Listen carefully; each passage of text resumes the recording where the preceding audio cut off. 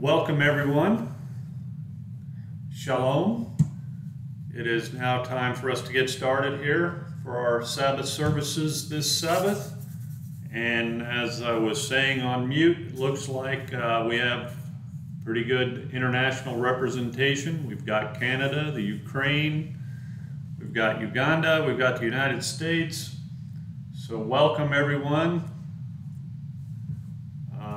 We are here on this 29th day of the 8th month, tomorrow being the new moon of the 9th month. So we have back-to-back Sabbath services, so we get to spend a little more quality time with our brethren, which is always good. If you would please stand, I would like to ask James Daly if he would please open in prayer. So if you please stand for the opening prayer, we'll turn the mic over to James. James, over to you. Yes, thank you very much. Our Father, Yahuwah, the maker of all in existence, so under the changes that are coming upon this planet and all of mankind, we would ask that all of your people's accusers' houses become divided and have them war against themselves to weaken them. So therefore all your people take up your whole armor through your spirit, that we all can withstand what is coming and be able to stand firm in our knowledge and our faith and be good examples to all mankind, good ambassadors of your way of life, so we can speak your words without fear, which we don't have, and yet be good representatives and use the proper words to explain everything that you appear to be doing at this time. So we give you thanks for all of the knowledge you've given to us, and we're grateful and blessed to be your people. And we'd ask you please to help us keep your spirit active in everything we do and say. So we give you thanks for life itself and ask for all of this, please, by the authority of your Son, Jesus Christ. Amen. Amen to that. Thank you, James. If you would please remain standing and take up your hymnals and open them up to page 97. On page 97, we'll sing our opening hymn, which comes from Psalm 128, and it is titled, Blessed and Happy is He. So that's page 97, Blessed and Happy is He, to open our song service today.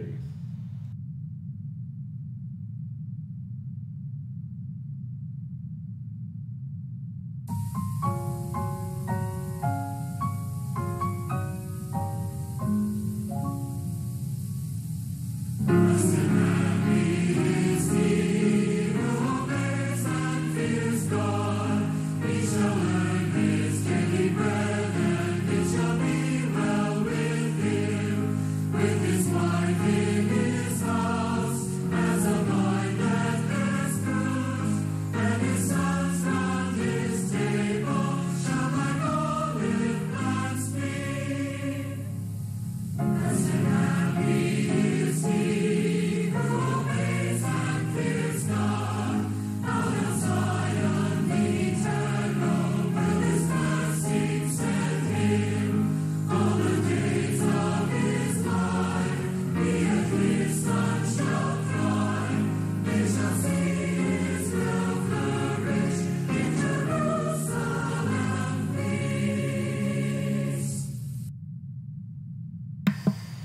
Okay, that is a short and sweet hymn with a very comforting message from our God and Father. Now, if you'll turn over one page to the bottom of page 98, we'll sing our second hymn, which comes from Psalm 130, titled "My Hope is in His Word," after which we'll turn the mic over to Wes to bring us the weekly news update. But first, the bottom of page 98, "My Hope is in His Word."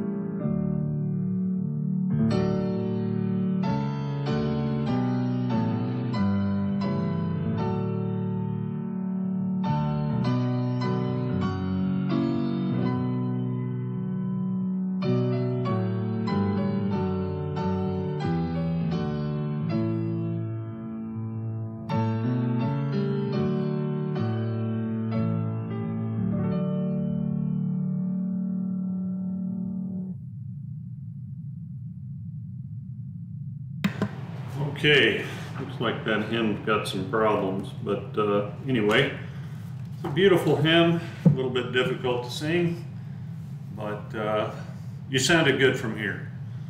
So with that, if you'll please be seated, we will turn the mic over to Wes to bring us the weekly news update. Wes, over to you. Thank you, Dave. Well, I have here a story about the first picture ever taken of a sun-like star with a real picture of a planet with two planets going around. It's a new star with two planets going around. And the picture shows the new star with two planets closing about the same size. So that's unique. Two planets the same size circling the star, which is about the same star. And you begin to wonder, here we are trying to figure out how to run this world, and God's up there getting ready for to show us the rest of the universe. And I just thought, there's where the real picture is, out there. So I just thought I'd share that with you. That picture they got was from a telescope in Chile, one of the largest telescopes in the world. And they said it was the first time they was ever able to capture a picture like that. So to get on with the rest of the news, since election night, Germany has been attacking Mr. Trump. calling him an authoritarian dictator. Then went on to say that America is no longer the land of the free. Can you imagine that, Germany saying that? Then the day after the election, calling him a mentally deranged psychopath. This is the news media in Germany calling the President of the United States. Plus the European community is also out there sending Mr. Biden congratulations even before the U.S. makes any announcement of who won the election or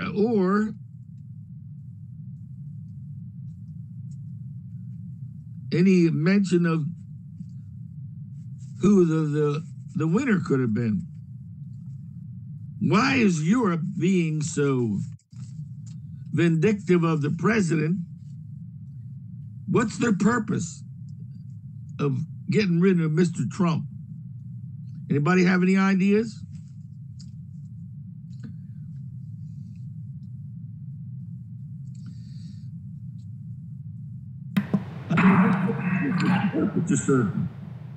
Well, one thing that occurs to me is the fact that President Trump has at least appeared to be against the globalist agenda, and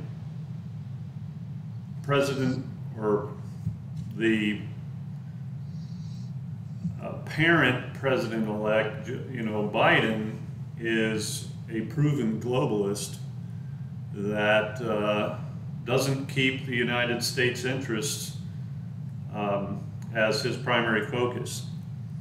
And so I see that as one reason why Europe would want to see President Trump removed from office, because he puts America first and won't risk American interests to suit their globalist agenda. So that's my thought anyway. I think I want to remember that the medias are globalist in general, and there certainly are in the United States, but I think they are worldwide as well. So it's not surprising to have them say things like this, because they want the globalist agenda of Biden. Yeah, the globalist agenda all over the world, but specifically in Europe, has been bleeding and hemorrhaging the United States decades in foreign aid and assistance and troops to keep them safe from the big bad Russian wolf or bear. And of course, a lot of that foreign aid wound up being kicked back to the Democratic Party so they could do their mischievous deeds against our freedom. But beyond that, he has required these governments to pick up the tab for their own expenses. He stopped funding a lot of their free giveaways. So they had to go back into their systems and tax their people or do whatever they have to do, cut benefits, cut actions, cut programs, because we weren't picking it up anymore under Trump.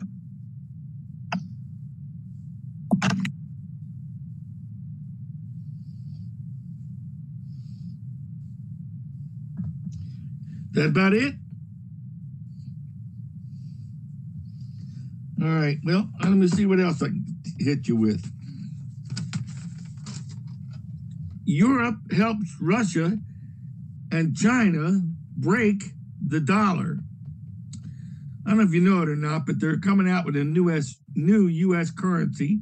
It's already supposed to be floating around in international waters. And here they are talking about destroying the U.S. dollar. And they want the globalists want their own currency. Plans for de-dollaring, rising the world was accelerated. The European Union, specifically Germany, is joining forces with Russia and China to break the dollar. The dollar fell by 50% last year for the first time ever, and the European currency rose by 30%. The Russian ruble rose by 24%. Since Europe was created, the euro was created by the bankers in Europe, have lowered the amount of US dollars they hold in reserve. They lowered the amount they hold in reserve by at least 10% and possibly more by now. Could this be a leading to the New World Order? Money? What's your attitude about this? We just made some mention of the fact.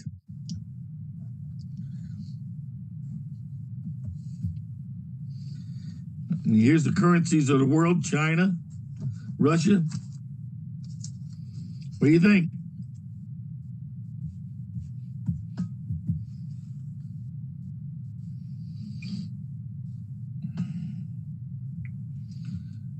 Anybody have any more to put with it? Well, the only thing I would add is that as this end-time beast power comes into the fore, it's going to be an economic powerhouse. And when it comes down, the merchants of the earth are going to mourn because they've grown rich engaging in commerce with this beast power. So, you know, there's going to be, at least from what I read in Scripture, a period of time of financial prosperity for many, and then you know, when the time comes, it's going to be economic upheaval. Or at least that's the way it reads to me. Okay. Anybody else have anything to add to this?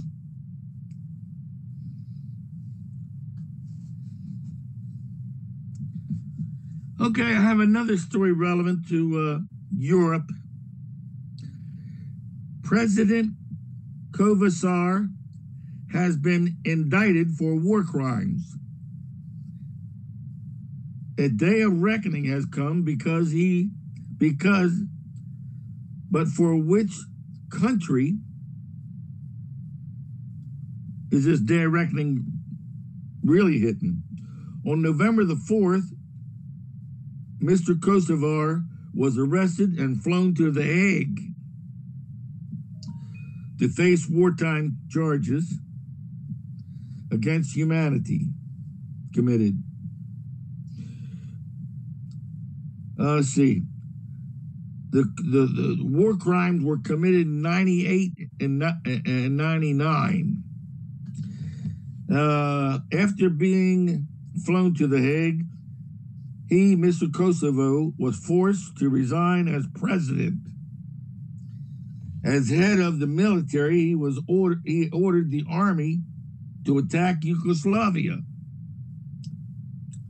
the Yugoslavian government, but NATO was able to force the retreat of his forces with the help of American airstrikes. This was one of the few times that NATO was able to step in and stop a war. And there was a lot of, what do you call it? When you interrogate people and force confessions out of them. There was a lot of that foolishness going on. All in the name of winning your war, I guess. Let's see. Much has been, there were 4 people altogether that were, I think it was the generals and the head of the government. Because it said 4 people in all, so that's probably 3 generals and the president, were all arrested for numerous war crimes. Now, what do you think is going to come of this? Anything? I mean, are we going to have a, what did we do after World War II? What was that called? I can't think of it now. When we had our trial at Nuremberg.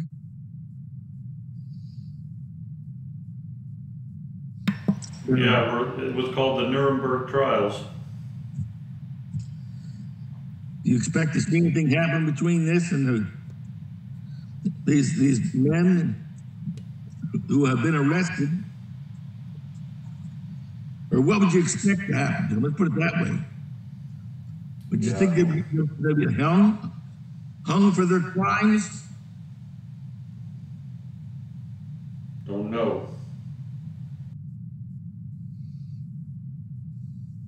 Well, I guess we'll find out, huh?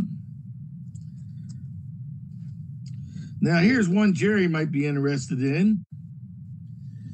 Polish people in Poland are protesting attack the Catholic Church as leftist active versus the Vatican. Who will win? With the masses of people who are demonstrating, marching in the streets of Poland for the last 2 weeks. I didn't know it's been going on for 2 weeks. Of course, I'm not listening to the news. So.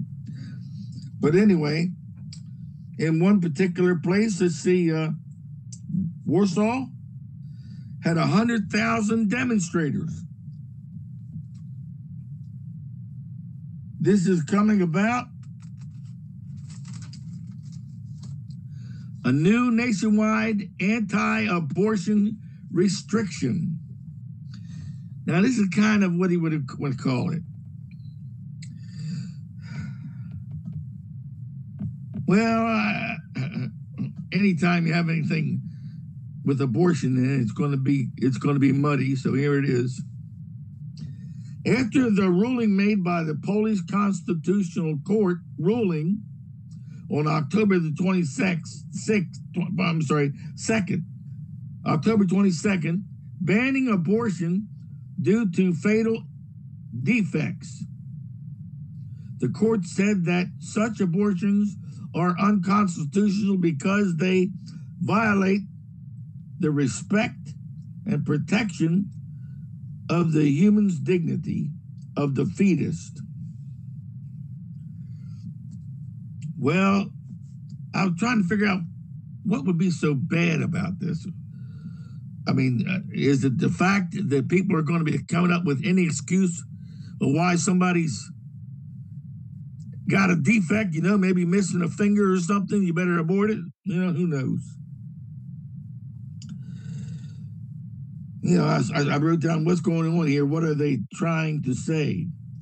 And then in the bottom lines, it said Down syndrome. You think that has anything to do with it? Or just abortion in general? Well, I mean, they're going to, leverage abortion to, get rid of genetically inferior beings, and they're going to, at some point, I think the elderly are going to be a target. This Ezekiel Emanuel, who is on President-elect Biden's COVID panel, he actually wrote in a medical journal years ago, he was part of the Obama administration, that he thought that 75 was old enough, that, if you live beyond the age of 75, then basically you're just a burden on society, and it's a problem. So, it's quite possible that we could start to see the euthanization of elderly people with dementia, these types of things. or refusal or withholding of medical treatment.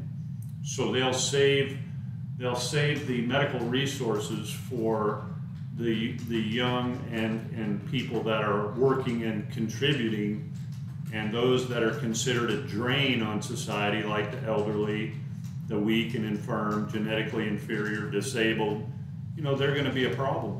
So this classification of people into these categories, and you see it even along political lines where they categorize you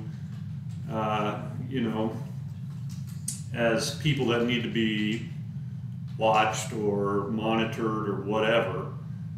So you're going to see, I think, more of that as we go forward, and it's very dangerous. These people that put themselves in the position of being able to determine someone's fate for nothing other than reaching a certain age or determining whether or not you can be born based on your genetics or what they think your problems are. This is a very slippery slope, in my opinion.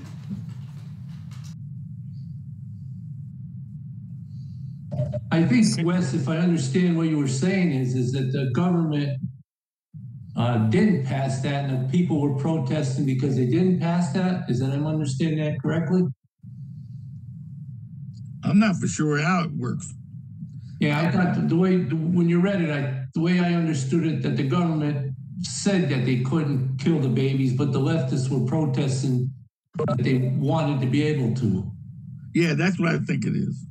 Well, that's good for the government. There's one government that has a conscience still. Yeah.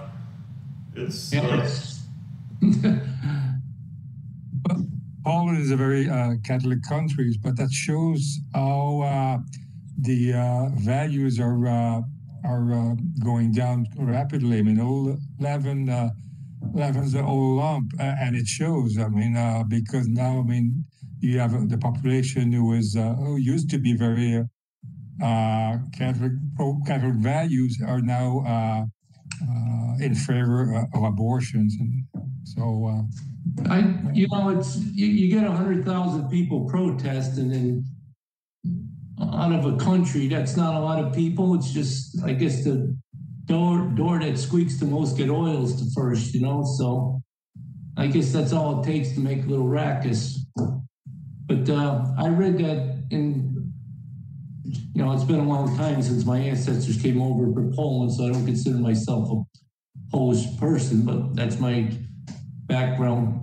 But they were one of the only countries that would restrict Muslims from coming in, and they had to go by their rules, I read. Yeah, they couldn't come in and think that they were going to do like what they were doing the rest of Europe. So they were pretty strict on that. Like they had to go by what the Polish law was. So might be a good place to move to.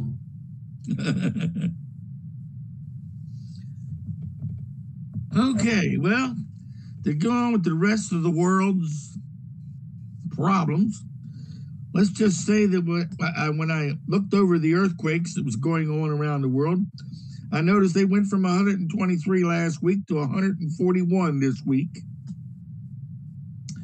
But fortunately, there was only one earthquake, 6.0, and that was off of the coast of Tonga. So, but 140 earthquakes is nothing to sneeze about anyway.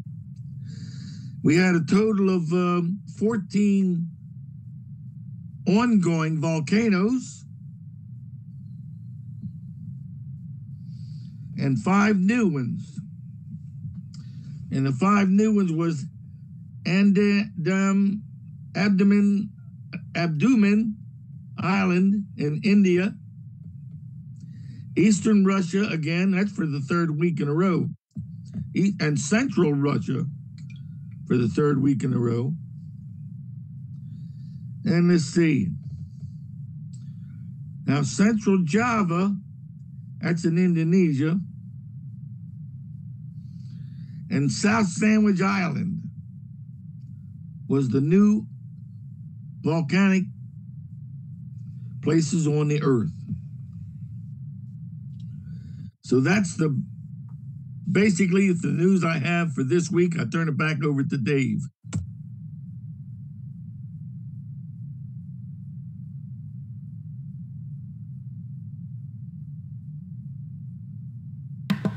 All right. Well, thank you, Wes. Appreciate that. As always, I know I say this pretty much every Sabbath, but there's so much going on, it's difficult to keep track of everything, but we appreciate you coming on every week and giving us the highlights. You know, we're all watching current events now more than ever, I think, so thank you very much.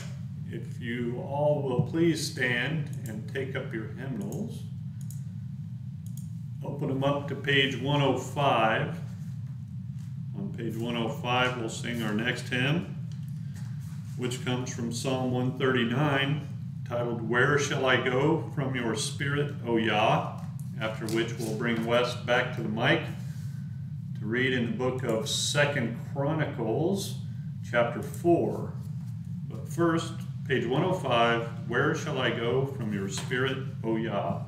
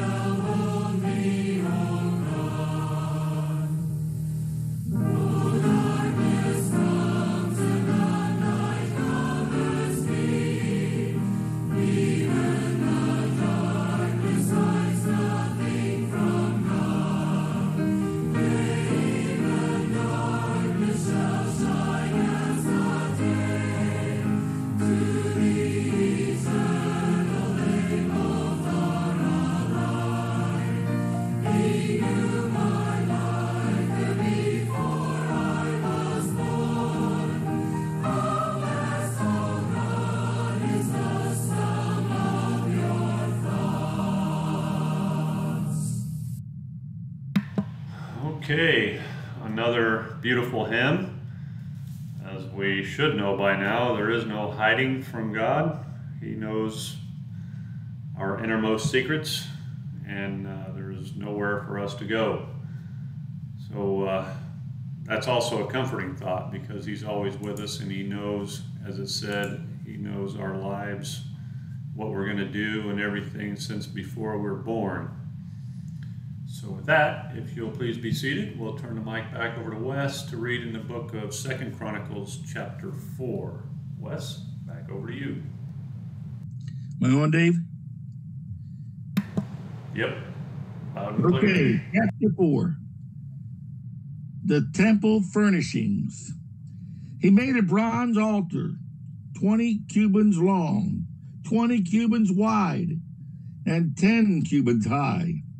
He made the sea of cast metal, circular in shape, measuring 10 cubits from the rim to the rim, and 5 cubits high. It took a line of 30 cubits to measure around it.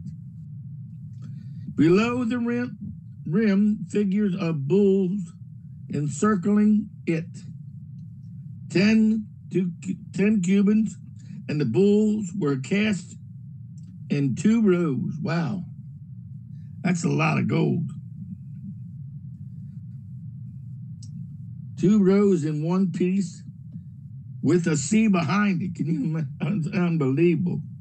The sea stood on 12 bulls, 3 facing north, 3 facing west, 3 facing south, and 3 facing the east. The sea rested on top of them, and their hinder quarters were towards the center. It was a hand's breadth in thickness. Wow. And its rim was like the rim of a cup, like a lily blossom.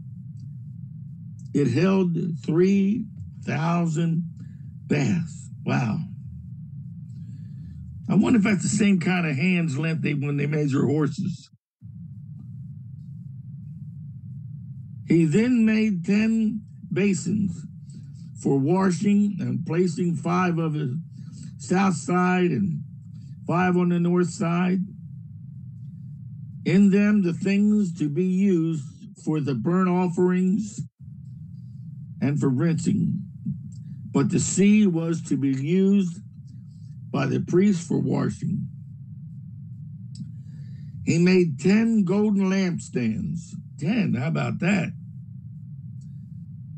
According to the specifications for them, and placed them in the temple, 5 on the north and 5 on the south. 5 on the north. He made 10 tablets and placed them in the temple, 5 on the south side and 5 on the north. He also made 100 gold sprinkling bowls. 100. Boy, nothing, didn't spare anything, did he? He made the courtyards of the priest and the large court and the doors for the court, and overlaid the doors with bronze. He placed the sea on the south side of the southeastern corner. He also made the pots and shovels and sprinkling bowls. So Haman finished the work he had undertaken for King Solomon in the temple of God. The 2 pillars, the 2 bow-shaped capitals on top of the pillars, the 2 sets of network decorating the 2 bows-shaped capitals on top of the pillars, the 400 pomegranates for the 2 sets of networks, 2 rows of pomegranates for each network, decorating the bow-shaped capital on top of the pillars. The strands with their basins, the sea, the 12 bulls under it, the pots, the shovels, the meat forks, and all related articles, all the subjects to Haman, have I made for the king Solomon for the temple of the Lord, where of polished bronze. The king had them cast in clay molds in the plains of the Jordan between Sukkot and Zarthan. All these things that, let me turn the page, Solomon made amounted to so much that the weight of the bronze was not determined. Solomon also made all of the furnishings that were in the God's temple. The golden altar, the table which was the bread of the presence, the lampstands and pure gold with their lamps to burn in front of the inner court sanctuaries as prescribed. The gold floral works and lamps and tongues, they were solid gold. Wow. The pure gold which trimmers, sprinkling bowls, ladles, and censers, and the gold doors of the temple, the inner doors to the most high place, and the doors on the main hall. How about that, huh? If that wouldn't have made your mouth open, what can I say? Back to you, Dave.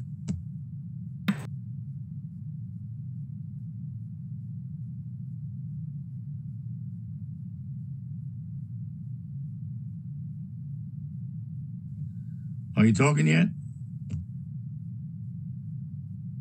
Well, I thought I was talking, but I was on mute.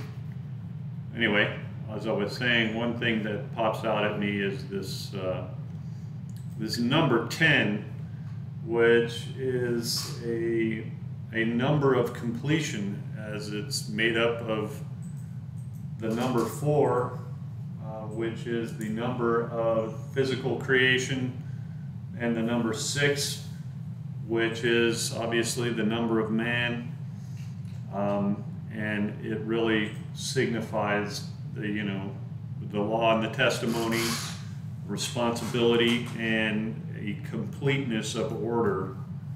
And you see that number and derivatives thereof, all throughout the measurements of the temple. So I thought that was kind of interesting anyway. So anybody else have anything they would like to add?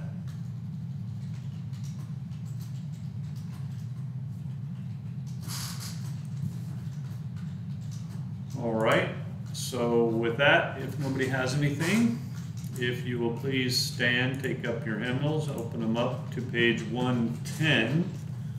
On page 110, we'll sing our next hymn, which comes from Psalm 143, titled, Yah, Teach Me That I May Know, after which we'll ask Jerry to come to the mic to read in the book of Psalms, chapter 66. But first, page 110, Yah, teach me that I may know.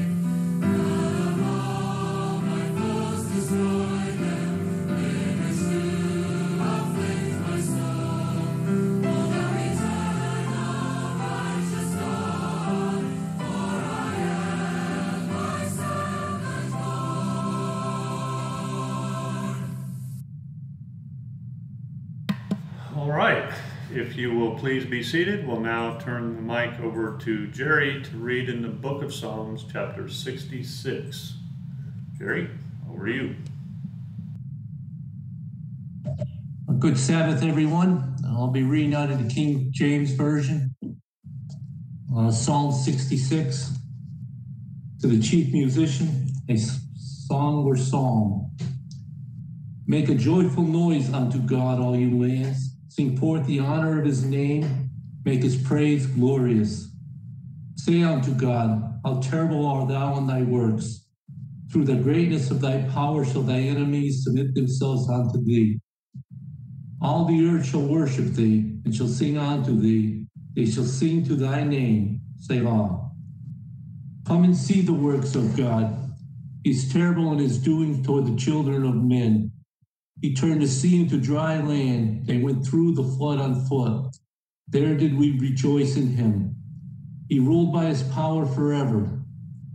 His eyes behold the nations, let not the rebellious exalt himself. Selah. Oh, bless our God, you people, and make the voice of his praise to be heard, which holdeth our soul in life, and suffer not our feet to be moved. For thou, O God, hast proved us. Thou hast tried us, as silver is tried. Thou brought us up into the net. Thou layest affliction upon our loins.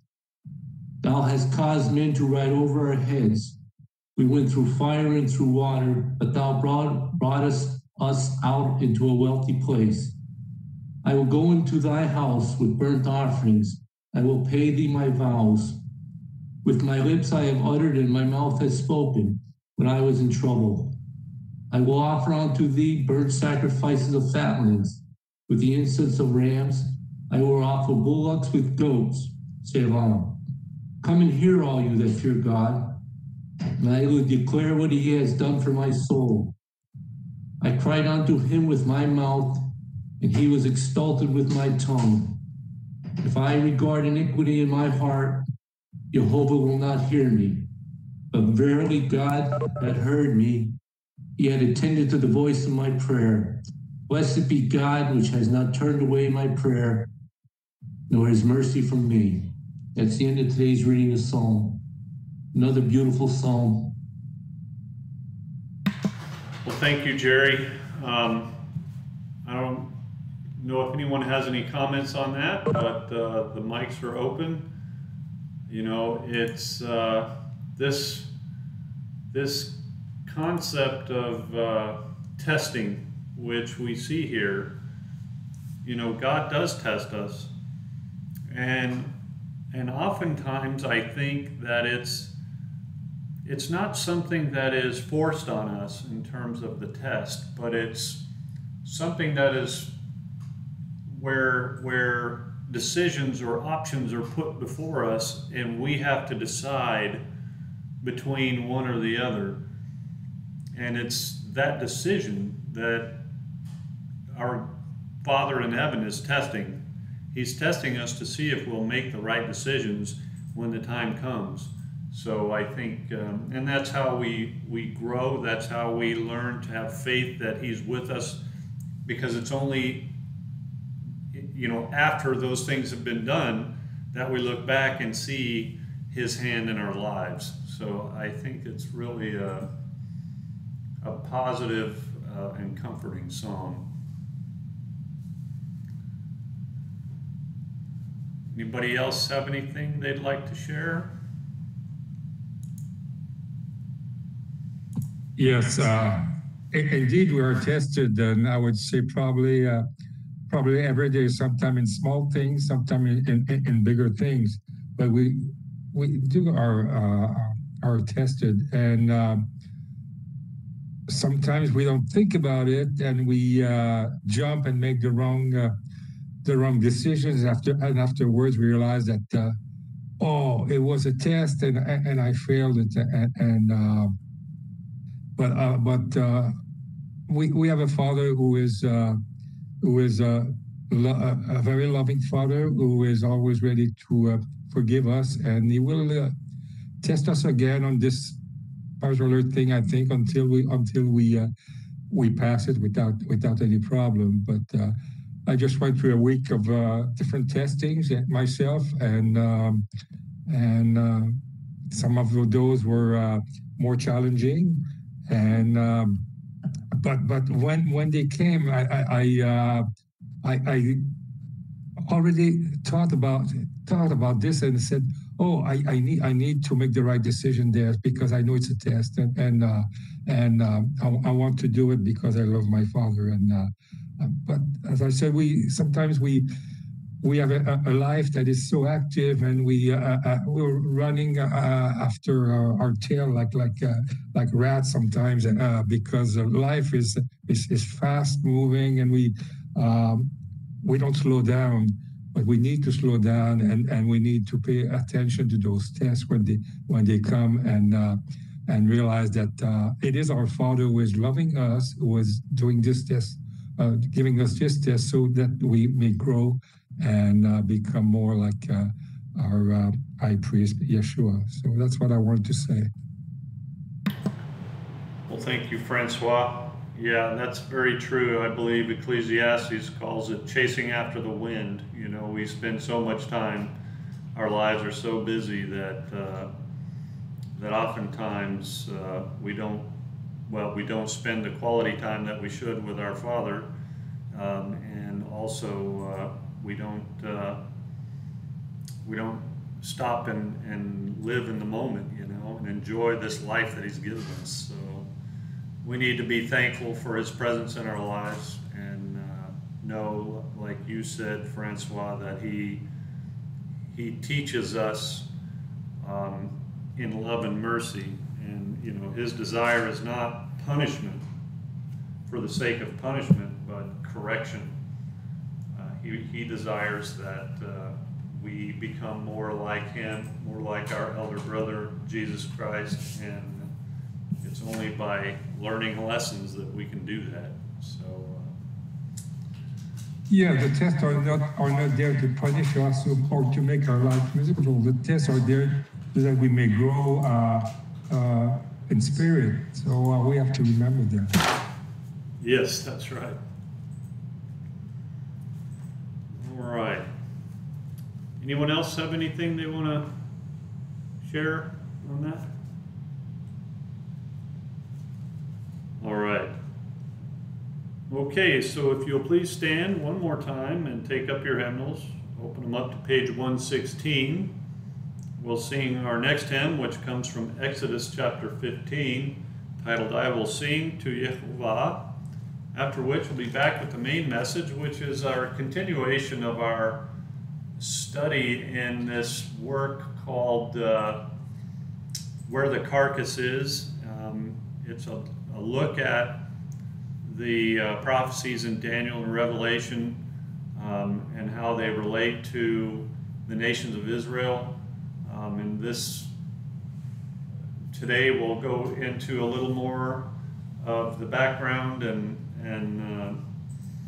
we're getting to the point where we're going to start digging into the identity of the 10 tribes of Israel, and then how they relate to the 10 toes on the beast, or the image in Daniel, and the 7 heads and 10 horns of the beast in Revelation. So, you know, there's a lot of information there. So hopefully you'll find it interesting. And again, it's meant to be kind of an open discussion. So as I go through it, you know, feel free to interrupt wherever you need to. So please open your hymnals, page 116. I will sing to Yahuwah, after which I'll be back with the main message.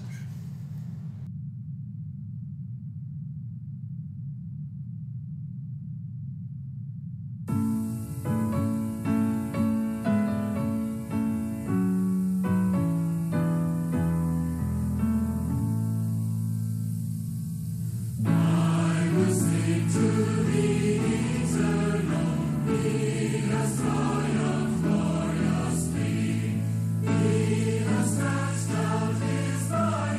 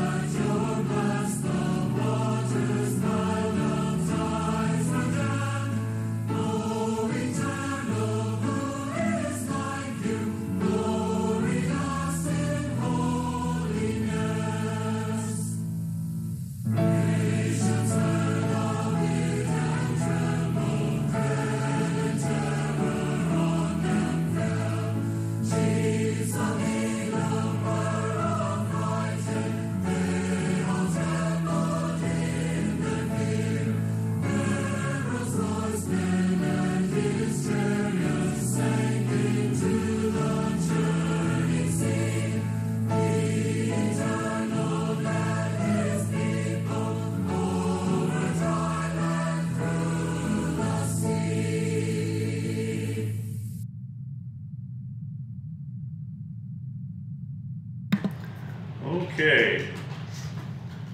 If you will please be seated, we'll now jump into the main message, which, as I said, is it's a continuation of the study that we've been doing into this work written by a woman out of Australia, I think, and she appears to be Welsh in lineage, but she's got an interesting take on this image in Daniel and the beast we see in Revelation, and how it pertains to the 10 tribes of Israel, or the 12 tribes of Israel, really. So we'll go ahead and get started. So let me share. I am going to share my screen, I think. Let me see, is there another way? I don't think there's another way to do it. Okay, so we're going to share that. Hopefully you guys can see what I'm sharing. So, as I said, the work is called Where the Carcass Is. And when you look at Hosea chapter 11, verse 1, it says, "When Israel was a child, I loved him, and out of Egypt I called my son." So this verse in Hosea takes us on a path to establishing the right of Jesus out of Judah to call himself that promised Messiah of Israel. And the path also takes us to the nation called the 12 tribes of Israel. They were separated from other nations in the earth for a reason. That should give us something to really think about. From the moment Abraham, formerly known as Abram, was called to leave his kindred in the country of the Chaldees and go forth into another strange land, that special child, Abraham, began to walk along a very strange path, holding the hand of God for safety and protection. You know, God was with him that whole time, believing what he was told by the Father in complete faith and the innocence of a child. Abraham was told of this special seed of a nation called the Hebrew Israelite, and that it would someday be a great nation and a number of nations in the earth. You can see that in Genesis 15, Genesis 14, 1 through 8, and 22, 15 through 18. So Abraham walked the deliberate prophetic path set for him and his progeny to come, as each era in the affairs of men came and went, only some of Abraham's children would fulfill the path of identification. And I quote, "I called my son out of Egypt." So, God had chosen the land of Egypt for a path of trial, because it was a path of worldly temptations. But secondarily, he also used Israel or Egypt to shelter Israel. If you think about it, Israel became very numerous, millions of people under the protection of Egypt, until they finally Egypt turned on them and enslaved them. So it was not only a trial, but also protection. The ancient Egyptian civilization held many mysteries and much intrigue for many peoples. And it was a secular magnet which called men into its luxuries, right? Where people are attracted to luxurious living. And it was a civilization which really leaned itself toward men's pleasurable senses, very much like Greece and Imperial Rome. did in later in history.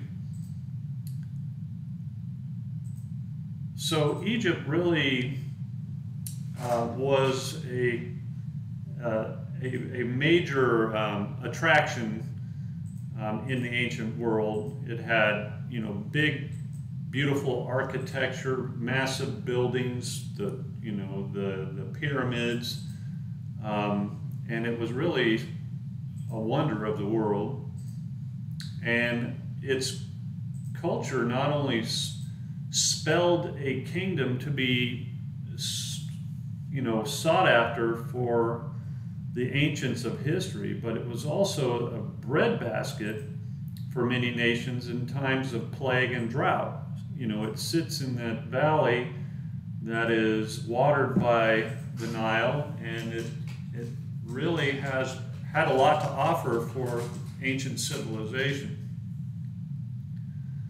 And when you look at Egyptian history, you see this long list of kings, queens, princes, gods, and priests, which seem to have given that civilization a sense of law and order. Sorry. I just want to, sorry, I'm trying to move some windows around here so I can see what's going on. And let's see, let's go back here. So it gave the civilization a sense of law and order against other nations which were more disorderly. And it seemed to remain kind of a bulwark against less happier lands. In fact, there's this theory about the ancient pyramids that, they had the chambers that went underground, and the theory is that the materials that the pyramids were made out of acted almost like batteries, and these chambers ran along the river, and it would charge the air with positive ions. And it was said that when you went around these pyramids, that it would give people kind of a calm effect because of this positive ionized air. So that may have something to do with that, being considered kind of a happier land.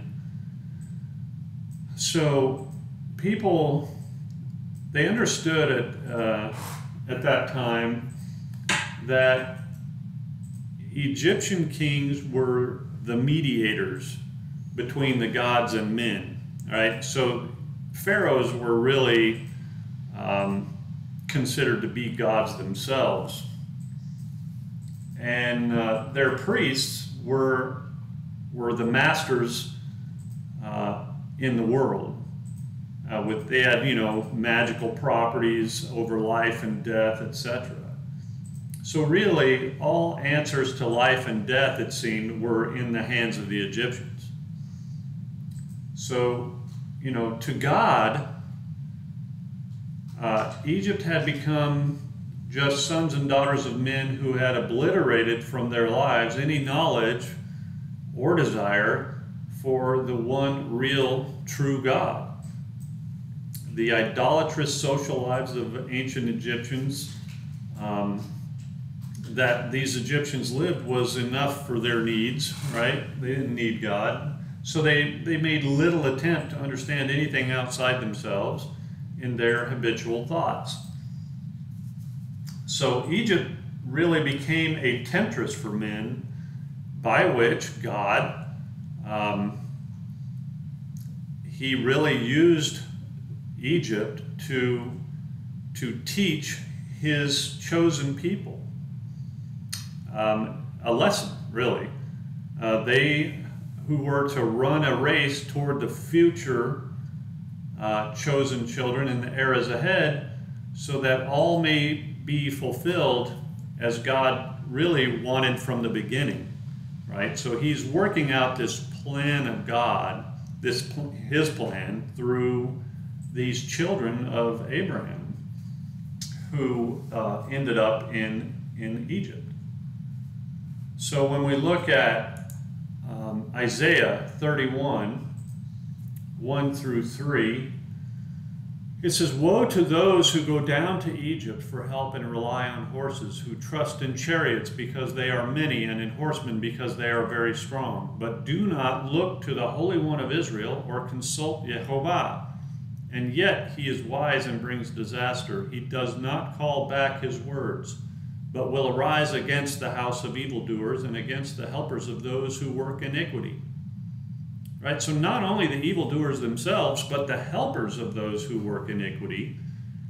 In verse 3, "The Egyptians are man and not God, and their horses are flesh and not spirit. When Yahuwah stretches out his hand, the helper will stumble, and he who is helped will fall, and they will all perish together."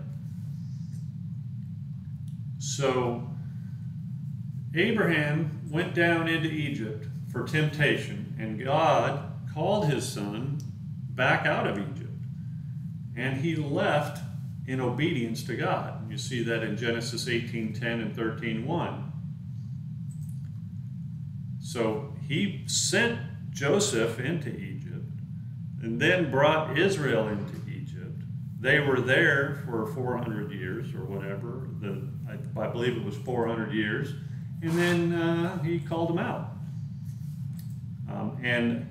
And through the plagues that he put on Egypt, he was passing judgment on all of their gods, showing his superiority over these non-gods that they thought were gods. And Isaac was warned by God not to go down into Egypt, and he obeyed, from Genesis 26:2. Now, Jacob went down into Egypt when he was 130 years old to see Joseph. And he lived there for approximately 17 years, where he blessed Joseph's children, Ephraim and Manasseh, as his own. And I think we're all familiar with that story, which really is essential for prophecy and how that prophecy is fulfilled. So Jacob's body, after he died, was embalmed and carried out of Egypt to be buried at Machpelah in Canaan. Now, taking Jacob, or Israel, out of Egypt was essential because his spirit, which remained with his body, had to be taken from Egypt into the promised land and buried with his fathers, from Genesis 47:27 through 31 and Genesis 51 through 14.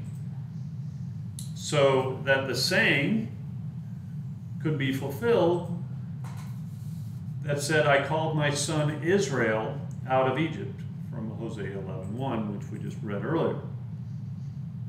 So in obedience to his call, faith in God, and of his promises, these sons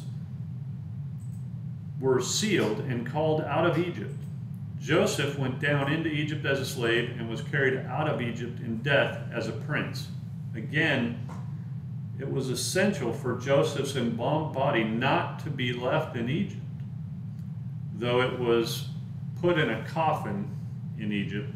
It wasn't left in Egypt.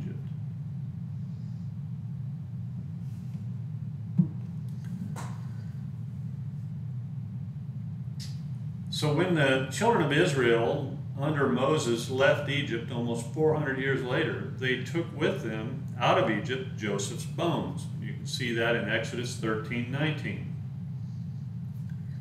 And Joseph belonged to a special lineage.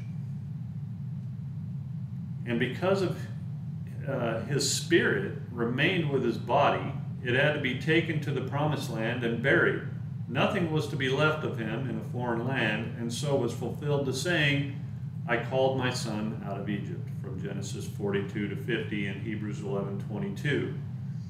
Now, this whole concept of the spirit remaining with the body, that I think is a debatable subject. You know, the scripture says that the spirit goes back to God who gave it.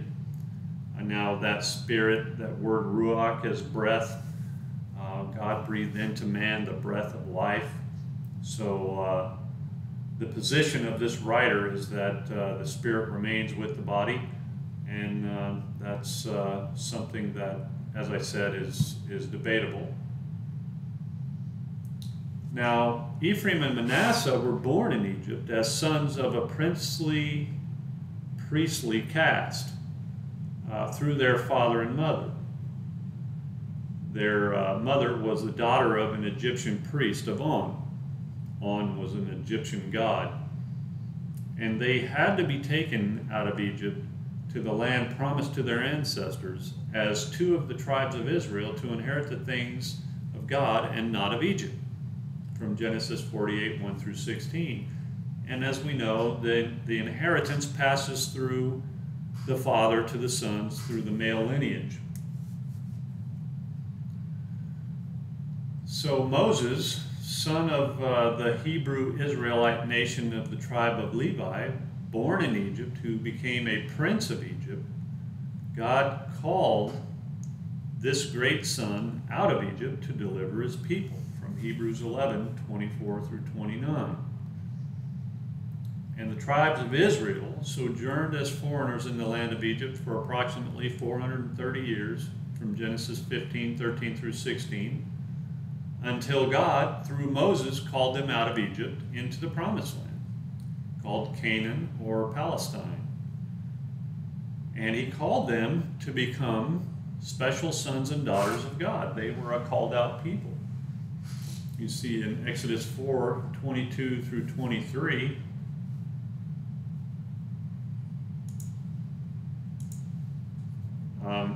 it says, Israel as a child, spoken by Hosea 11:1, again, was fulfilled.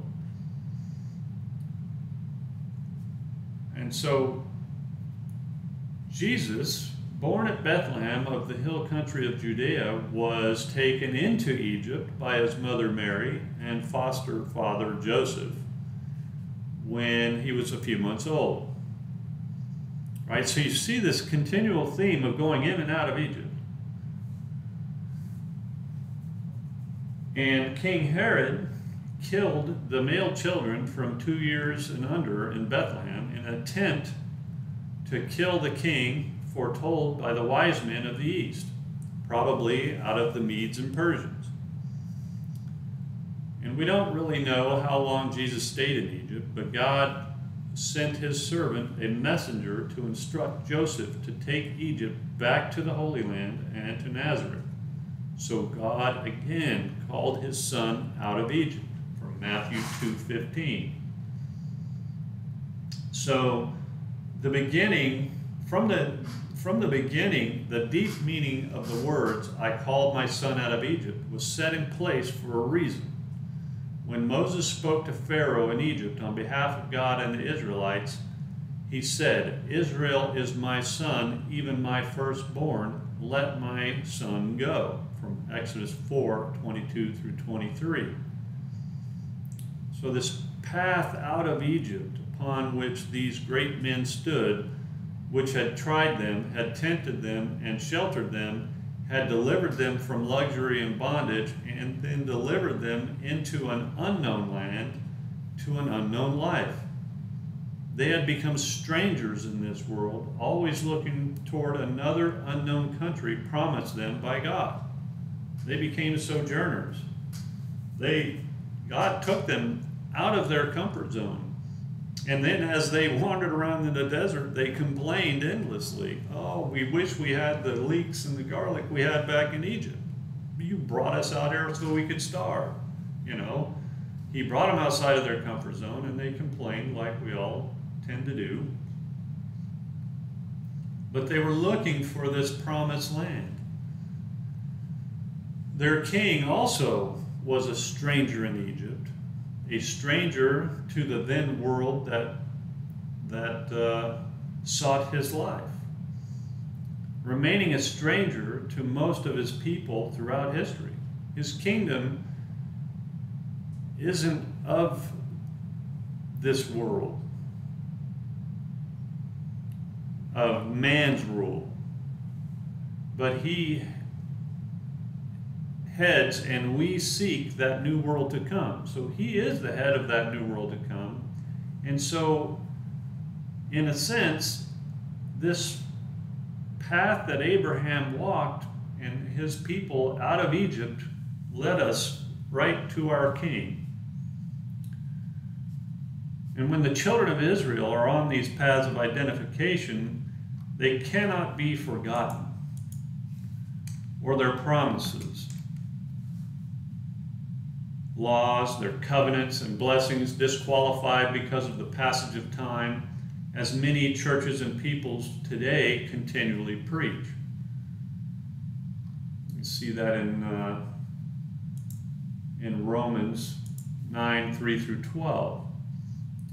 Churches can't haphazardly call themselves quote-unquote spiritual Israel and write off these national factual, this nation of Israel as nothing, which they tend to do. Or in their ignorance try to fit all prophecy upon the head of the Jew as Israelites in the world today, right? So when you think of Israel, you automatically think of Jerusalem and Israel, that little nation over there. And we tend to forget about the broader nations of Israel. Israel had 12 sons. So we can't forget about that. And those assumptions lead students of the law astray in looking at God's words as just poetic license, or words not to be taken literally or historically. See, they look at the Old Testament as a nice little story that has kind of a happy ending. They don't take it literally or historically. And really, the things of God's law are indeed considered to be strange things, and that's why we are considered a peculiar people. And it's like Hosea said in 8:12, which I don't have here, but let's read that. So Hosea chapter 8, verse 12. What did he say?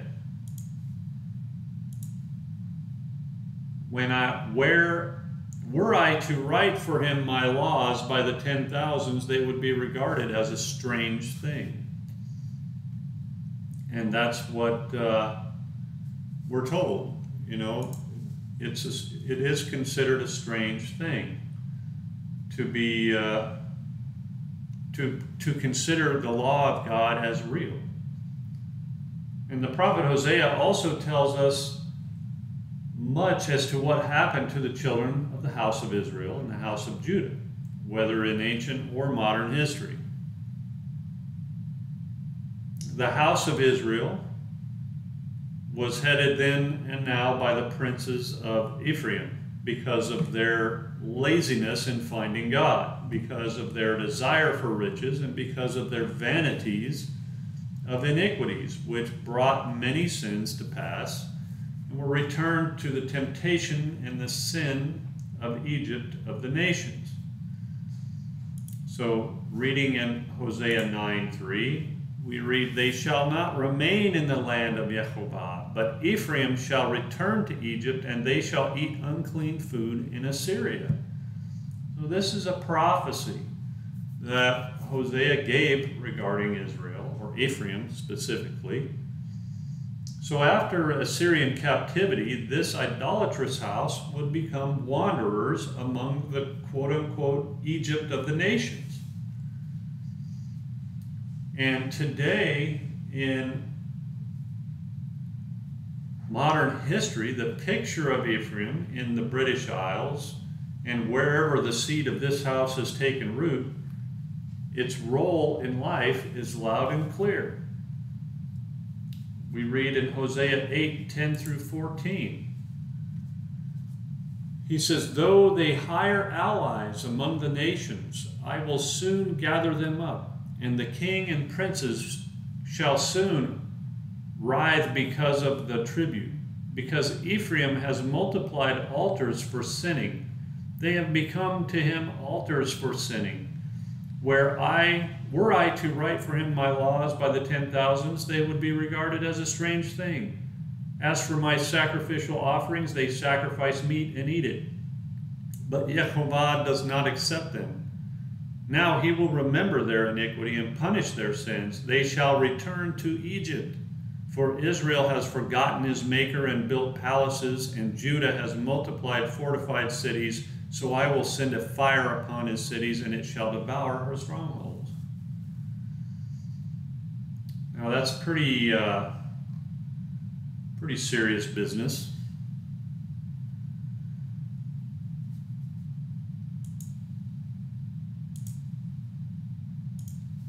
So when the house of Israel combined with the house of Judah were young in the days of their ancient history, and when they called to God in their miseries in Egypt, God heard them for Abraham, Isaac, and Jacob's sake. Jacob, as we know, was renamed Israel. And he brought them out of Egypt with great signs and wonders under Moses. You see that in Hosea 11:1. He is the same God now as he was then. He hasn't changed at all. And he doesn't. There is no change with God, but we've changed. We continue to change.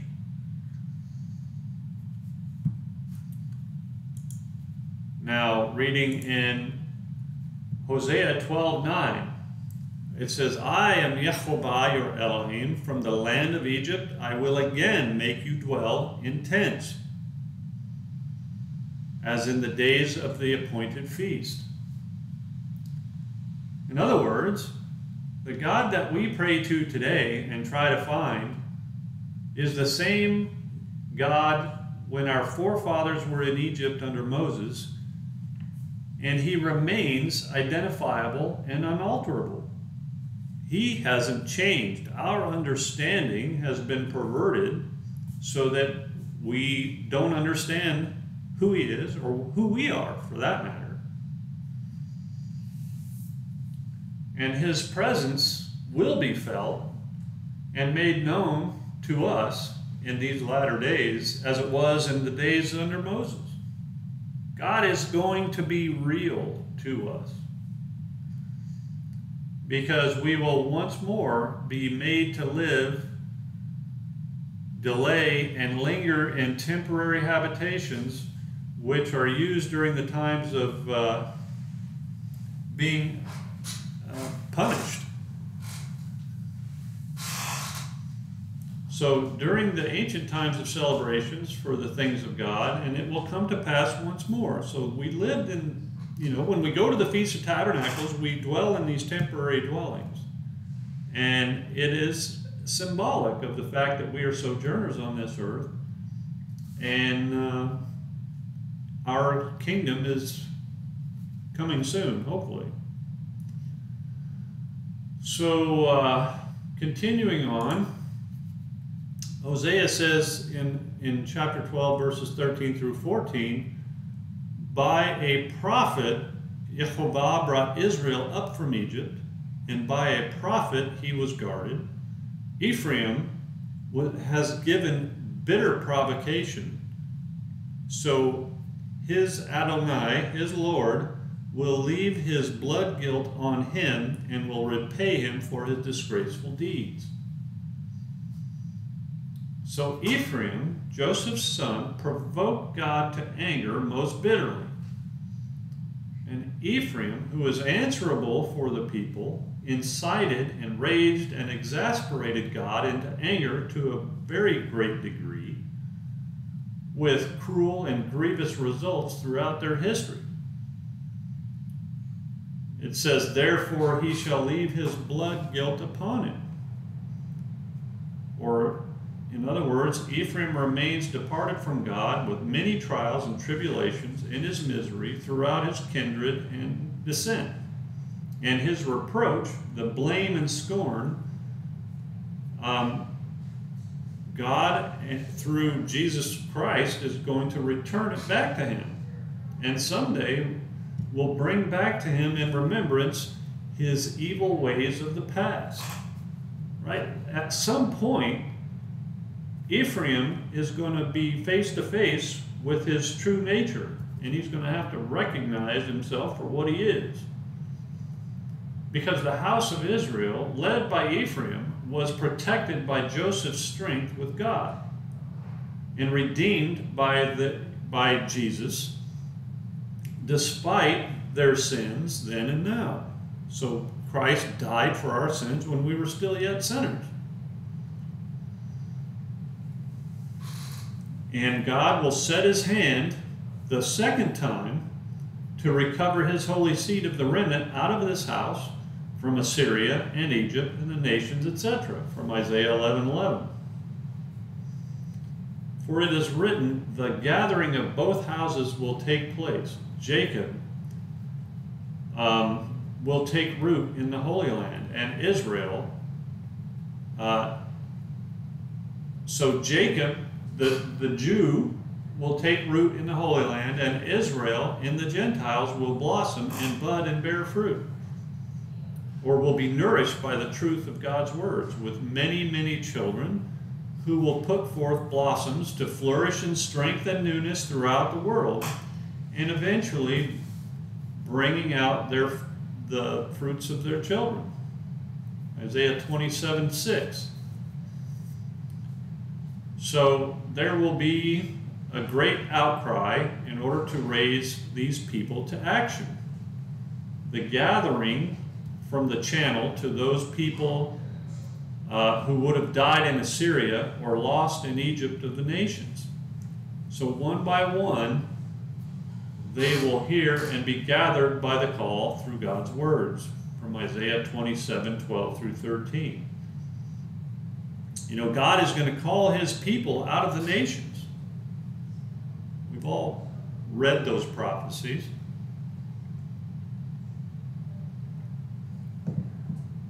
And even the holy city, Jerusalem itself, is shown as resembling Sodom in spiritual sins and Egypt for temptation and spiritual death, where Christ was crucified outside its walls.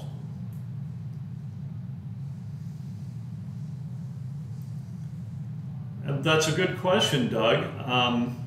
When will this happen? I think a lot of these things are happening now. Some of these things are going to be post-millennial. You know, the timing of a lot of this stuff is still cloudy for me. I'm not 100% sure. Like everyone else, I'm watching and waiting and seeing how these things play out. For Israel to blossom throughout the land is not going to happen before. I can't see anything like that happening before the millennium.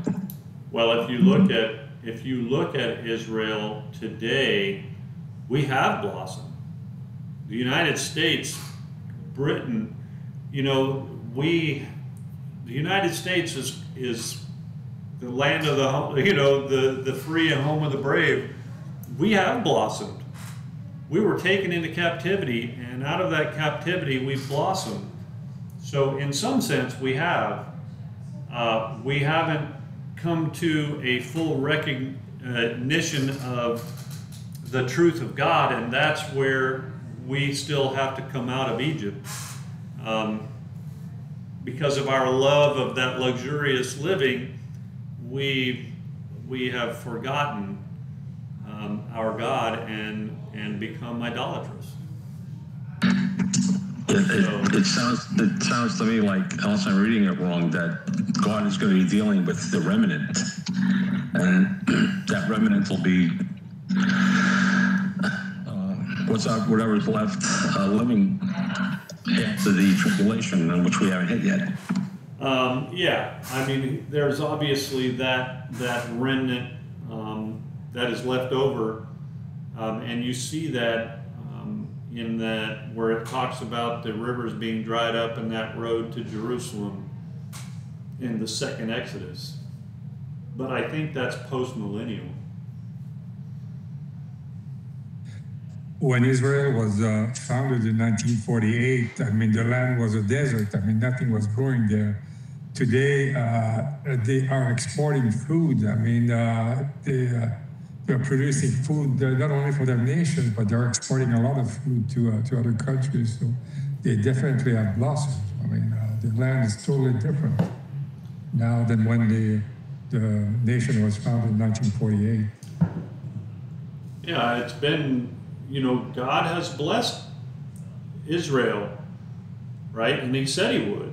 So we receive those blessings, both, you know, Abraham and through Israel, we receive those blessings that God promised, not because of, you know, the greatness or things that we're doing, but because of his commitment to the promises he made.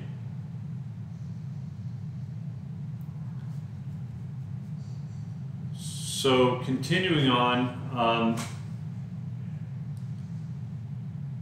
the reasons for this path of bringing God's sons out of Egypt, of the nations, are because the days are very near when that second covenant, which was dipped in the blood of Jesus, will bring understanding and knowledge to the minds of these two houses of Israel and Judah. When the laws of God will be understood correctly, doing away with all teachers of that same law of God, from Hebrews 8, 7 through 13. Won't need teachers because it'll be cemented in your mind. So that those days are coming. Not here yet, but they'll be here at some point. And all things are done from the beginning within law and order, which offers the ability to prove all things as just and correct. And again, it says, woe unto them that go down into Egypt, from Isaiah 31.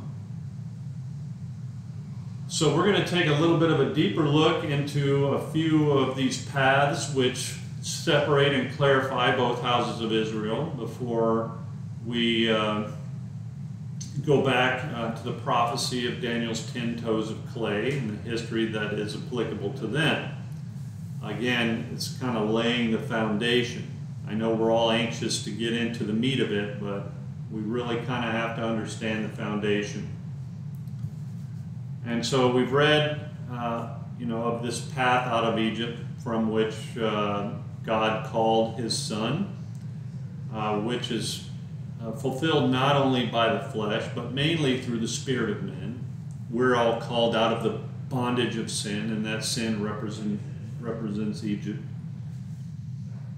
And this path is a path cut out in Scripture for the quote-unquote called seed of God.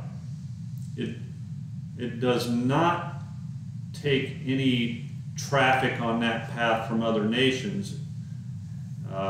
It's a specialized path of temptations, as it were. So another path within Israel's children is called the separated lineage, and is used to break down the people again to find the core of those called children. Right? So it's almost like, you know, you remember when Joseph, or it wasn't Joseph, it was Jacob and Laban, right? And he was separating out, and he said, well, we'll take these sheep, and then no, take those. So there was like this group, and then from that group, a subgroup, and then a subgroup. And that's kind of what's happening with these children of Israel. They're being separated out slowly. And so they're being shunted off the path of Egypt into different or more temptations. And the this separated lineage, they're consecrated or set apart children for some special purpose, either for the service of God or ministry or to the people. And as the word separate implies, they are to be detached or a different set of children out of the children of all Israel. And they are called to travel a higher road. So this separation began from the beginning, bringing forth into the world the quote-unquote predestinated children that the scriptures time and time again tell us about. Right? They are descendants of Israel, these predestinated. You know, God called us from before the foundations of the earth. And in the beginning, the children of Israel, the 12 tribes, were separated from other people to fulfill a role and a duty set for them by God. Leviticus chapter 20, verse 24.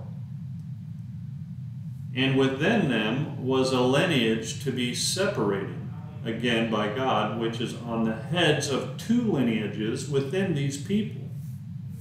Right? So one upon the head of Joseph in blessing, the quote-unquote separated children were seen whose lives were for the protection of the people throughout all their history. And because of them, that blessing of protection must stand through the spiritual second road. Genesis 49:26 and Deuteronomy 33:16. And upon the head of Levi, through Moses and Aaron, God separated them to become fleshly or spiritual priests to minister and deliver the children of Israel for God. But these two separate lineages within Israel have no inheritance with material goods, for their inheritance is God. Levi's lineage was put into practice in the Old Testament, Deuteronomy 10:8 and 9. Joseph's lineage is put into practice through Jesus the Christ. Genesis 49:24 of the New Testament. Both these lineages are witnesses of the Hebrew nation that have existed from the beginning, from Deuteronomy 32:8. So the breakdown of the separated lineage was started from the time of Adam's seed. And it was necessary to have this separated lineage within Israel, because throughout their history, Israel kept mixing themselves up with other nations in marriages, etc. And, you know, we were told not to do that, but we did it anyway. And God foresaw this, and he kept a pure lineage going of predestinated children to fulfill the promises passed on to the fathers from Nehemiah 9:2 and 13:3. Now, Nehemiah's verses here stated were at that time only applicable to the house of Judah, or the Jew, returning to Jerusalem from captivity in Babylon around 444 BC.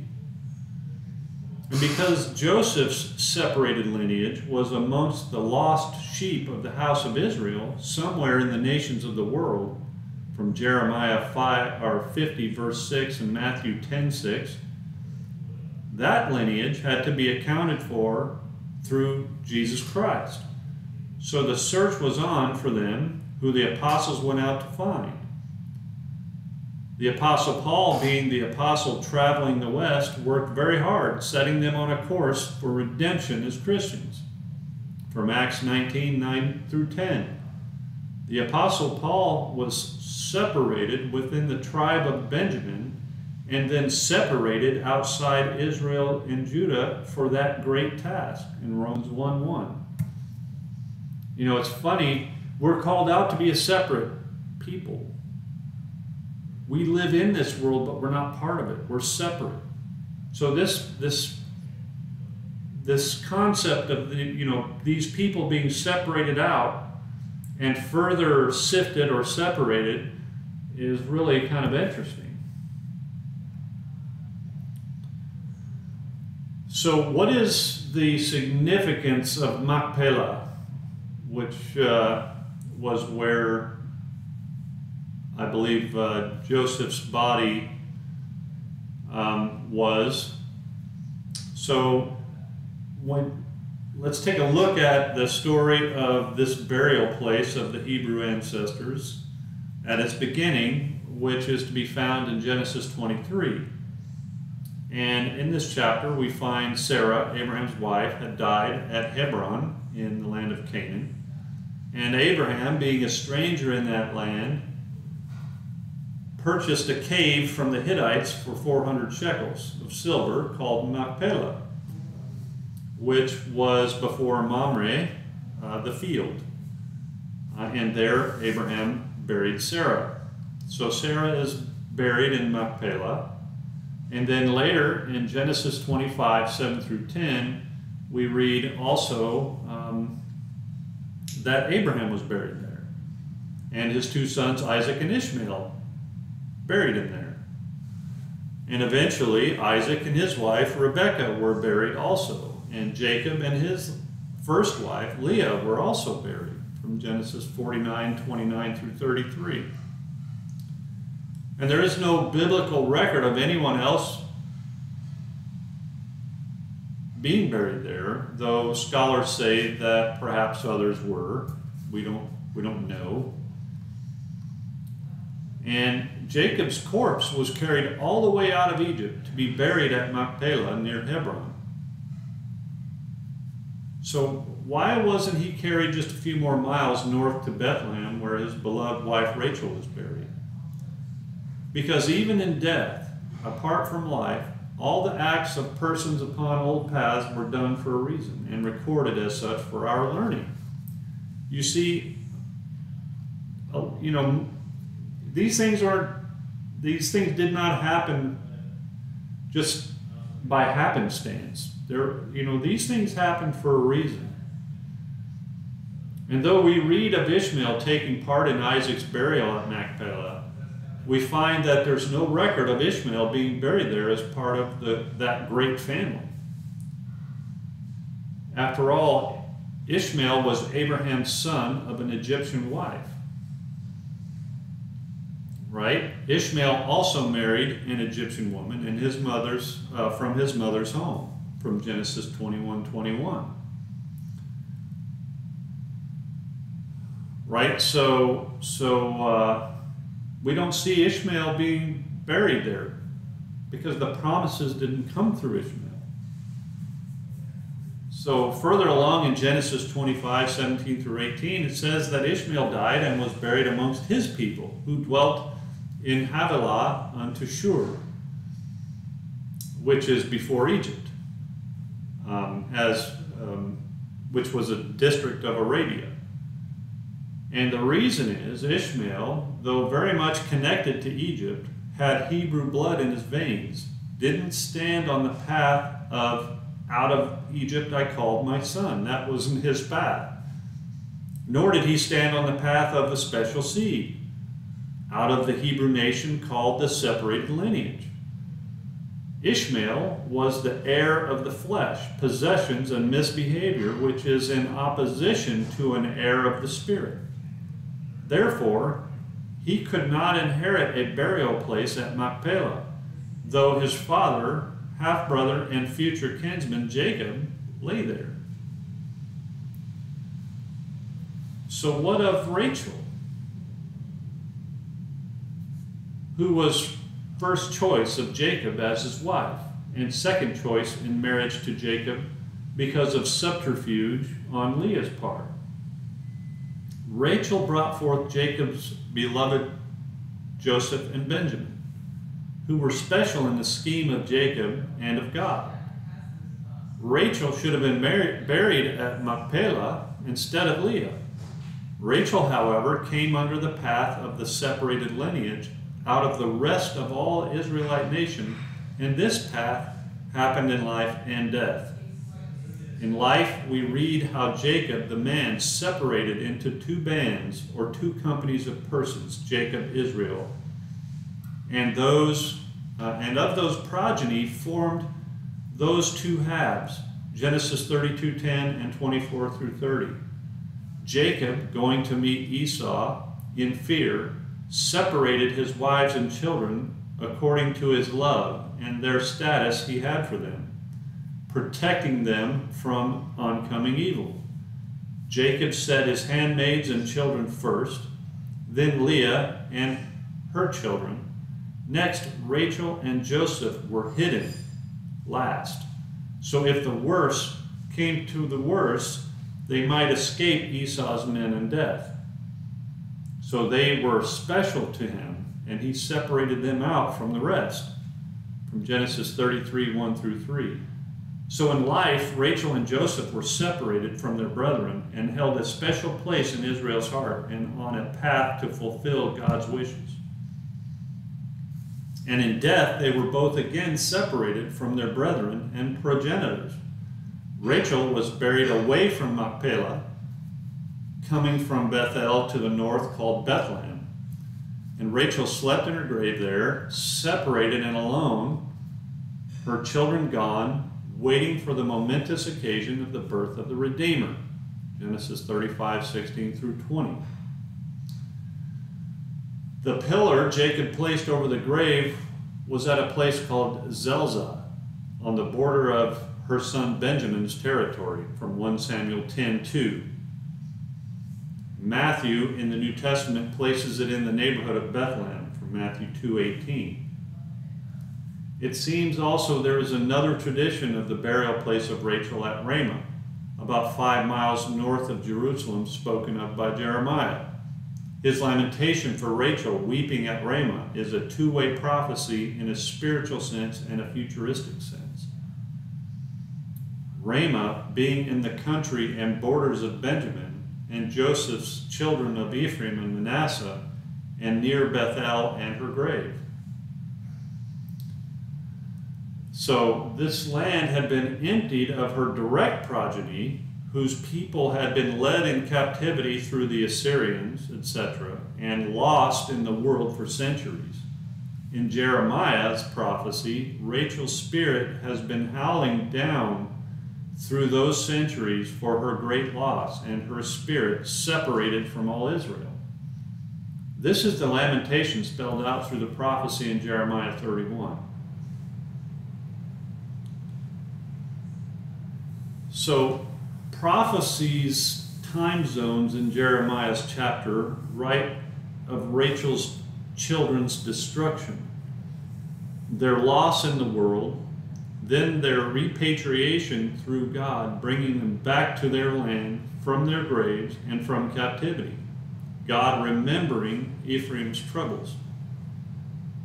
Jeremiah chapter 31 is a summary of events past and of their return in the last days, of men's ruling powers, for purposes toward God, their land, and their repenting transformation in thought and action after the house of Israel's instruction in absolute truth.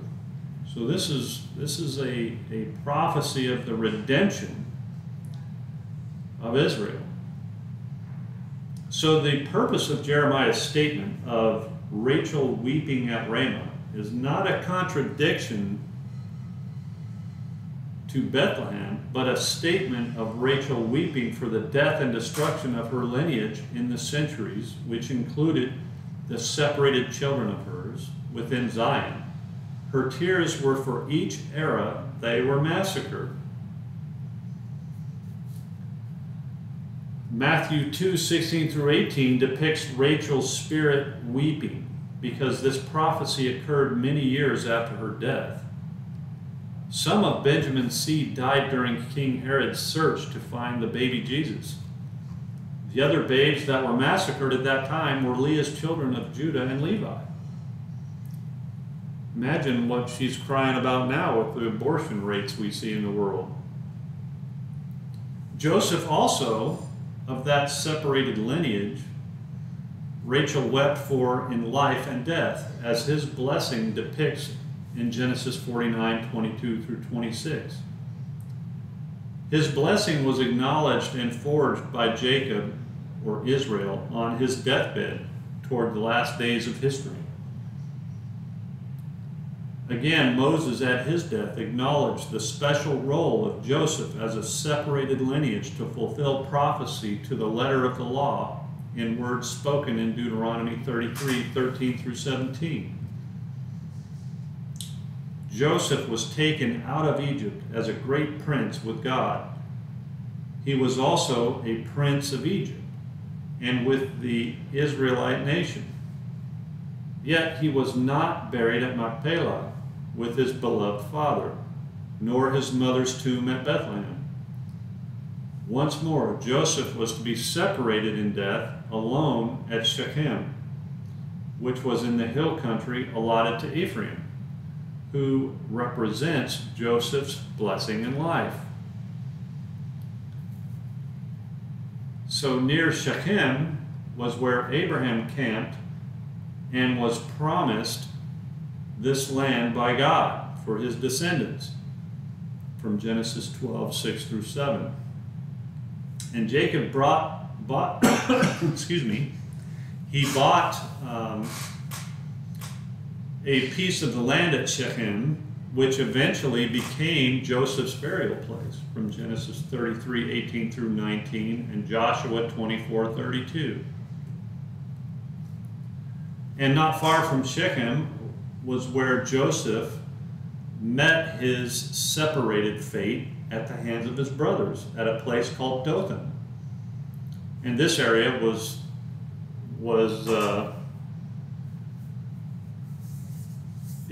caravan. It was along a caravan route, and we know the story in Genesis 37, 14, 17, 25, and 28. His brothers took him out of a pit in this vicinity and sold Joseph to the Ishmaelites, who went down into Egypt. So Joseph's separation from his kinfolk was set in the scheme of things from God. Israel's sons had bowed their heads to the ground in a token of deep respect for Joseph. His role pointed to the path of Jesus and his elect separated, predestinated children, whose lives are to the glory of God and not their own glory. Jesus, of the lineage of Judah's children, came out of Bethlehem to fulfill two lineages witnessed there.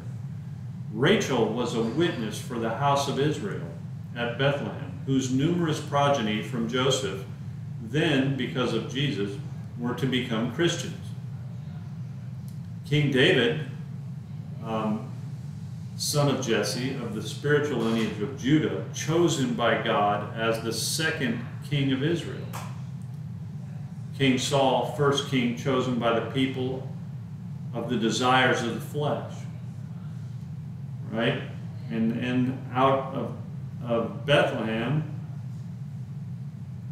also came that king, where he spent his youth, and a witness for the house of Judah, pointing the way to Jesus. King David eventually ruled both houses of Judah and Israel and set his mark on the holy seat of Zion in Jerusalem. So Abraham, the separated child, was also a witness for Jesus when receiving the bread and wine from Melchizedek outside Jerusalem in separation from other peoples, there acknowledging an offering of Jesus' person crucified, from Genesis 14, 18 through 20.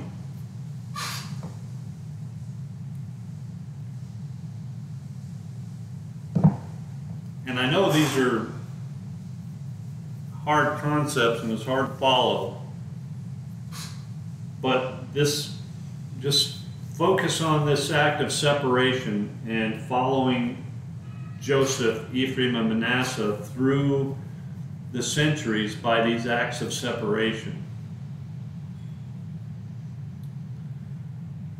So Bethlehem was therefore a little town chosen for all three great personages to fulfill a role toward those separated sons of Judah, or that separated son of Judah, which was Jesus. His was a path separated in life and death. which path was made for prophecy to stand upon. And Jesus fulfilled that path, started by others, of this out of Egypt I called my son, and the separated lineage. And in his walk through prophecy, was set aside and separated from other Jews to become a new path for them to bring all the people back to God. Again, right? A new path is set out of the old path. And these quote-unquote paths of understanding and the cementing of their truth toward Jesus from those ancient times. So we also read of the great personage of John the Baptist, who had cried aloud to the people to make these paths straight, which were started in the Old Testament. These quote-unquote paths would show beyond the shadow of all doubt what sort of man we're dealing with in Jesus. A straight path is one that is directed from one point to another, not deviating from truth or fairness. It immediately strengthens his position as the Messiah promised. And therefore, Jesus and the others were separated from the people in life and death after the law of separation in Numbers 6:21 and 31:23.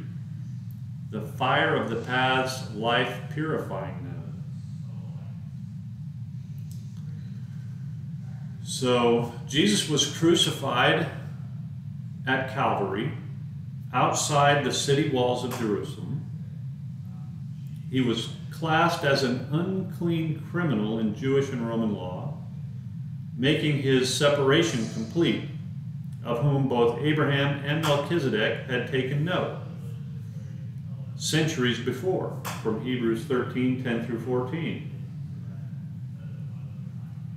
Even the called and predestinated children of God, who are still amongst the nations, are separated from amongst them for a purpose. And they also coming out of Egypt of the nations to fulfill the role upon these paths which are set in prophecy. So we'll take a look at Matthew 25, 31 through 34, which says, "When the Son of Man comes in his glory and all the angels with him, then he will sit on his glorious throne. Before him will be gathered all the nations, and he will separate people one from another as a shepherd separates the sheep from the goats. And he will place the sheep on his right hand, but the goats on the left. When the king will say to those on his right, 'Come, you who are blessed by my Father, inherit the kingdom prepared for you from the foundation of the world.' And this is why both the daughters of Zion and Jerusalem are a separated seed out of the nations, which are belonging to the whole nation of Israel, both houses, and called the bride." From Isaiah 61, 9 through 11. So to recap on the separated role of the Israelite nation itself, both houses, they were separated or set apart from all other nations at their beginning, from Deuteronomy 7:6.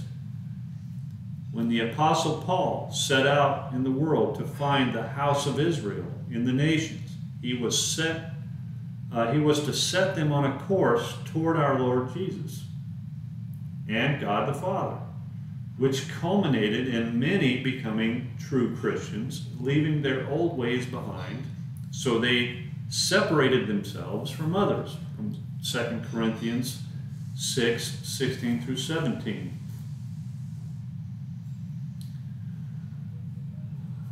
So Doug writes, "I think the role of Rachel weeping through the ages for the destruction of God's people seems to be a type. Rachel's soul isn't weeping as she rests in her grave. It's God who is weeping for his people who are persecuted until his son is returned to stop the age of Satan's rule." Yeah, I mean, our Father mourns for all of his children for sure.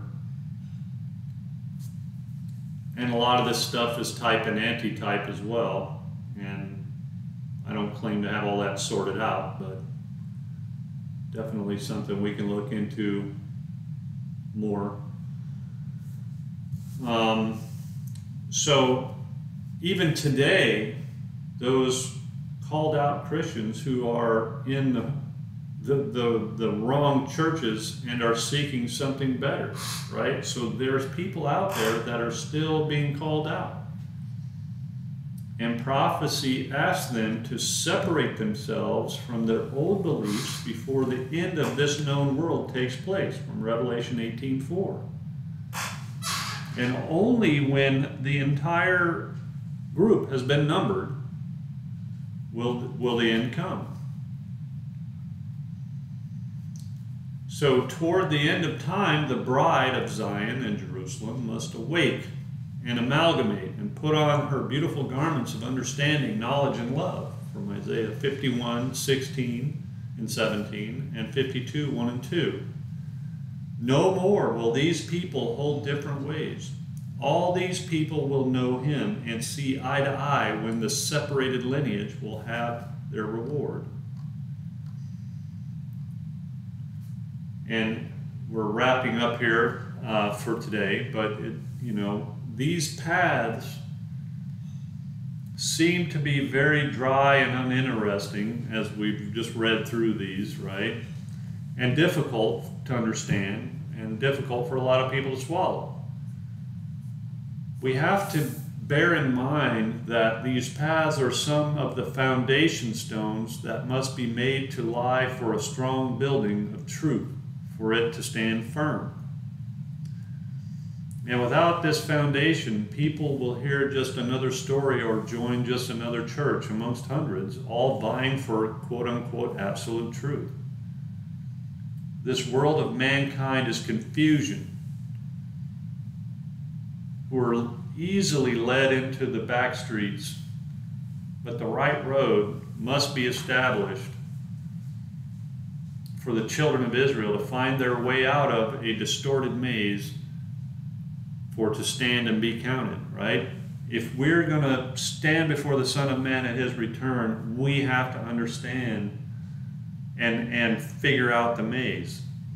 We have to be separate. We have to be called out. We have to adhere to the one true God and his way, right? And that's why we're considered a peculiar people. And brethren, as these times come to an end, and where the goats are being separated from the sheep, we're going to be called on for endurance.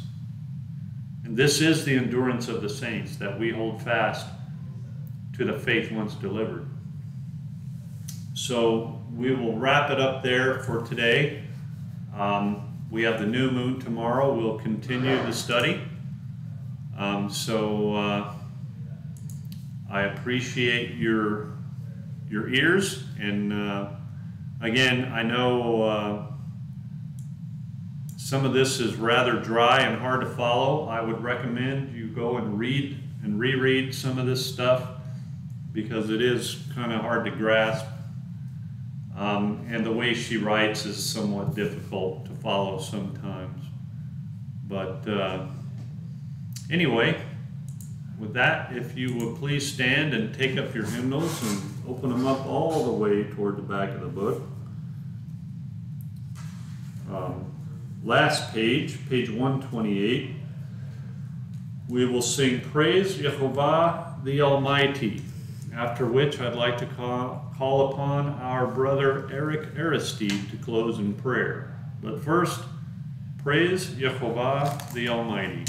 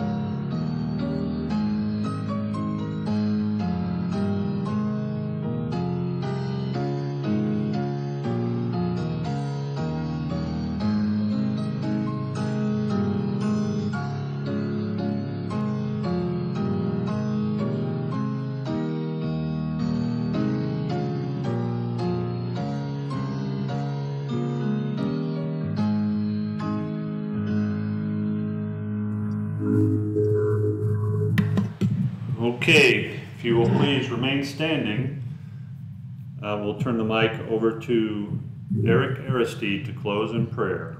Eric, over to you. Okay, can you hear me? Yes, we can. Okay. Our Heavenly Father, we come before you to thank you first for all your benefits and solicitude toward every one of us, and particularly to make an urgent and special request. As omniscient, you know us better than anyone could, and you know all our needs, even before we open our mouth to say anything. Father, have mercy on us and help us because of your goodness and your faithfulness. We ask you, moreover, and insistently, to make of us a living church, a single body in Jesus Christ. So the problems of one could be the problems of all, and the happiness of one, the happiness of all. Help us, Father, to try to be better day after day. Chase away from us all hypocrisy. Destroy evil in us, whatever its forms. Grant us the help of your Holy Spirit and make of us true brothers and true servants of God, serving you in spirit and in truth for your greatest glory and our own happiness. Touch the heart of each one of us right now and convert us. Form us for your service and make of us real preachers of your kingdom by our behavior one to another and to people around us while awaiting the return of Christ, who will come to reestablish all things. Bless us, Father. Bless the remaining of this Sabbath day. We pray on behalf and by the authority of your beloved Son, our brother and only template, Yahuwah the Messiah. Amen. Amen to that. Thank you, Eric.